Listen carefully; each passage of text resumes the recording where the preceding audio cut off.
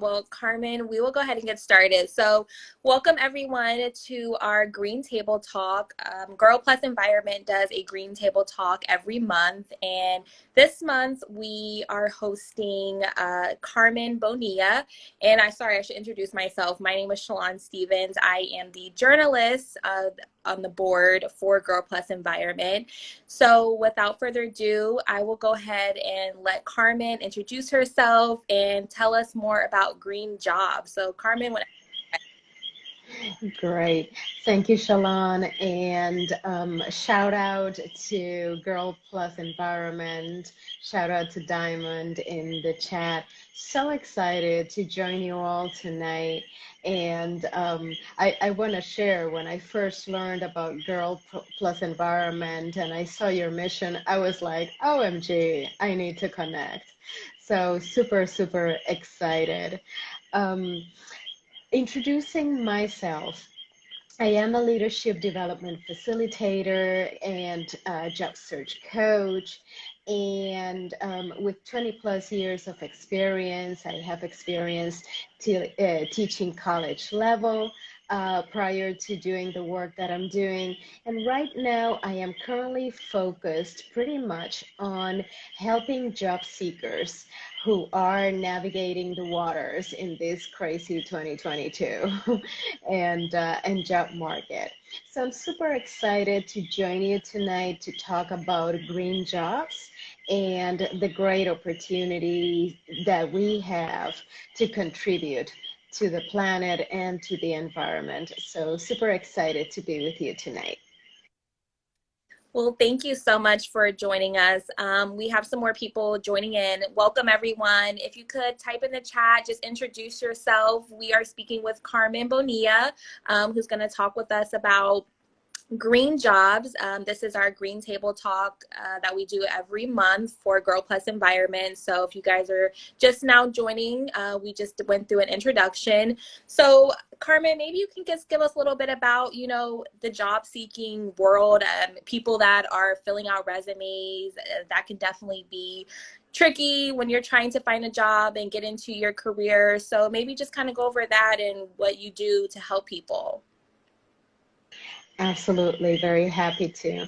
So, in doing job search coaching, I work with my coachees to, first of all, help with crafting a resume that will tell a compelling story about you, that will be fair to you, that will overcome that shyness that sometimes we have in talking about ourselves and selling ourselves.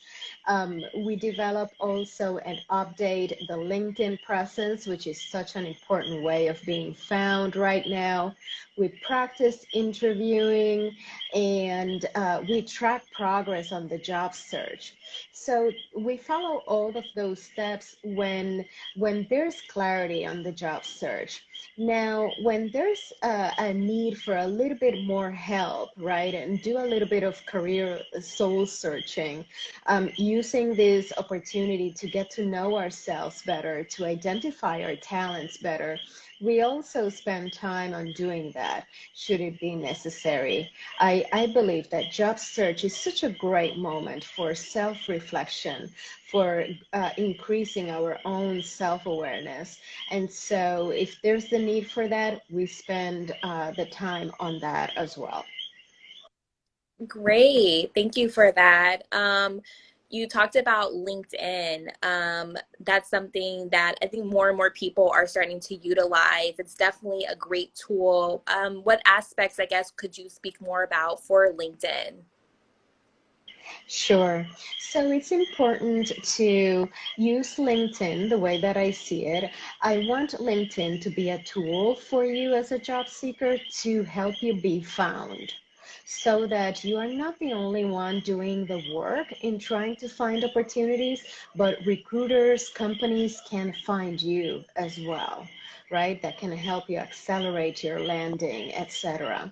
So in order to do that, we need to make sure that we are using the right keywords on your profile, using the words that recruiters are using in order to search for you.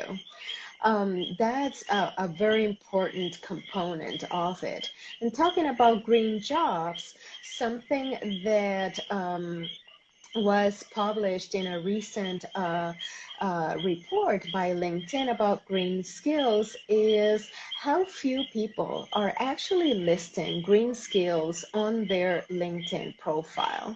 So if you're here with an interest in green jobs, know that there's a great opportunity. And I encourage you to take this down as your first action item after tonight's live, to go to your LinkedIn profile and add what are your green skills to that you need to add on your profile. And in particular, it's very interesting. Women are actually lagging behind men in listing their green skills. So how's that?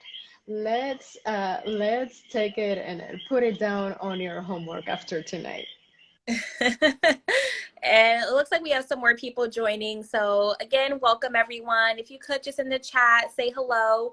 We were just kind of talking about jobs, and when it comes to applying for jobs and securing your career, we were discussing LinkedIn as a great tool. Actually, a little fun fact: that's how I got my job in my second market. I'm a journalist for Spectrum News, and a recruiter reached out to me through LinkedIn. I actually was going through the process of updating, so I definitely can testify that LinkedIn is a great tool to use. And you were discussing green jobs, so that'll be a great segue to one of our questions, which is what are green jobs and why is it an important sector to get into right now?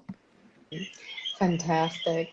Um, and thank you for sharing that testimonial for LinkedIn. So, green jobs, what are we talking about? Green jobs is definitely something that is getting a lot of attention. There's a lot of interest and people wanting to learn, and they should, right? It's the right thing to do to be wanting to learn more about green jobs right now. Because, in my opinion, green jobs are the future. Every job should be moving to becoming a green job. A phrase that I liked a lot in reports that I was reading in preparation for this conversation is that green jobs are family sustaining jobs. So they are characterized by having a pay that you can sustain a family with. Is that important in 2022 with the crazy inflation we've been going through, right?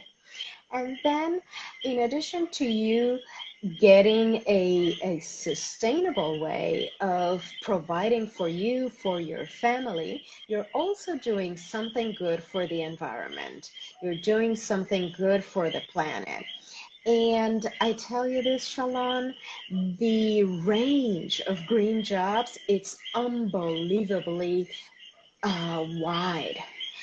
There are so many different green jobs in here.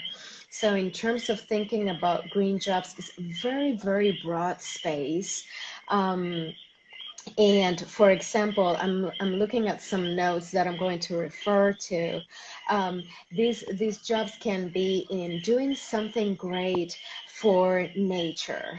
They could also be in terms of buildings and infrastructure, right?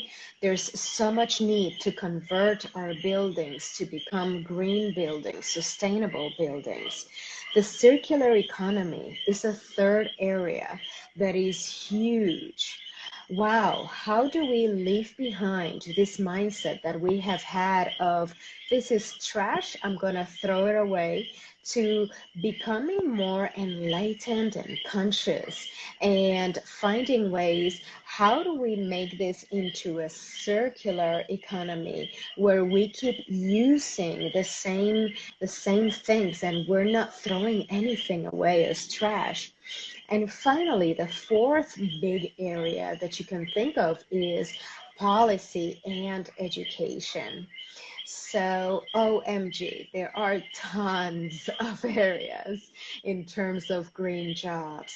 It's a very, very broad space, and it's important because of that for us to be able to find, okay, what's my niche? Where do my talents really come in handy and align with? Thank you for that. That was a great, I guess, understanding, I guess I should say, on what it is and learning a little bit more for myself. And I hope everyone on the chat gained a little bit more understanding as well. And please, everyone in the chat, if you have any questions or just a little bit more concerns about anything or want to dive into anything, please put your questions, comments in the chat. If we don't get to it all, we can definitely point you to Carmen's information after. But want to go to the next question. What type of experience would we need to secure a green job? And to break this question down even more, so is there a specific degree required for experience? And what are the best ways to learn about open green jobs? So I know it's kind of three questions in one, but just kind of understanding what you would have to do to get into that sector. Mhm. Yeah. Um, so because green jobs are so broad, for example, let me dig a little bit deeper into each of these areas. They can include engineering jobs, planning jobs, um, even manufacturing, reporting, strategy jobs, just to give you a few examples. My answer to that is I would encourage you, each one of you interested in this field, to go into the detail of the job postings, right? Because depending on where you are in this very big field, the requirements will align with the type of job that you are looking for. And with the certifications, the same thing. And in fact, if you would like to share the link that I provided about the certifications that are available for sustainability jobs, I came across this resource with a wonderful 25 plus certifications that you could pursue. And of course, um, don't be thinking, of course, that you need to pursue them all, but you would choose, right, the ones that are applicable to the area that you would like to go in. And if it's okay, Shalon, I'm seeing Hillary's question in the chat asking about examples of green jobs available without a degree. And I'll tell you this, Hillary, the good news is that a lot of green jobs are open and do not require a bachelor degree. So isn't that something, right? We don't have to go back to school to pursue these jobs. And this has actually been shown in particular, for example, a report that I was just reading about industries in this, jobs in the solar industry. Most jobs, I want to say they were estimating something like 70% of jobs do not require a bachelor degree. So these jobs are accessible, right? You want them, you go for them. Well, thank you for that. I think that's really helpful because you said that it's such a broad atmosphere when it comes to all the different types of jobs and utilizing, a certain degree that you may have or may not have to be able to get into that sector. So, which brings us then to our last question, which is there a way that we can work in green job sectors as well as in environmental justice at the same time? And how are they related? So absolutely, because green jobs, the umbrella is so broad in these four categories that I was describing to you, Shalon. Environmental justice is included under policy and education.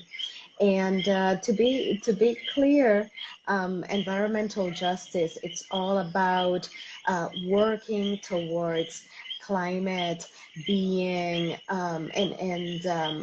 the effects of the climate crisis not impacting some demographics more than others. In fact, as I was reading a bit about environmental justice, it occurred to me, remember that movie by Julia Roberts, Erin Brockovich? Julia Roberts was working for environmental justice in that movie. And so, yeah, what she was doing, it was a green job, right? When she was investigating this poor, this poor community, they are being affected by all this pollution, and she was fighting against it. That's all about environmental justice. You're doing that work, you are doing a green job. Well, thank you for that. I definitely learned a lot about the green jobs and what you can do to get into them. I think that was really helpful to know that there's so much out there for us to get into without having to go back to school, because that can definitely be a burden for a lot of people, especially in today's climate. But we really do appreciate, you giving us those points and just letting us talk with you. And I think if anyone missed it or missed a couple of points, I just wonder touch base or touch back on the fact that she said we should definitely be utilizing LinkedIn. Definitely a great tool today in this climate for job seekers to use. And I just want to say again, it definitely worked for me when I was moving towards my next job. So I can definitely testify that LinkedIn is great. If anybody has any last minute things that they want to add into the chat or say any comments, please feel free to add that. Carmen, I guess I'll let you say any final words that you would like to say or add to let anybody know before we end. Yeah, so thank you again for having me. I left some resources with Diamond and Girl Plus Environment, so stay tuned. There are some interesting job search boards for you to go look. In fact, one of them, I loved it. It has this name, Brown Girl Green. And I was like, we all should be getting on that website and checking it out, plus some others as well that are great communities.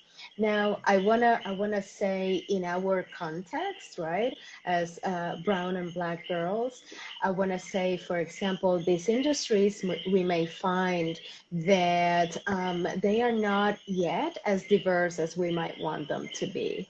So let's take it upon ourselves, right, to bring in that representation, and we might need to, bring in our DEI flavor, right? Our diversity, equity, and inclusion.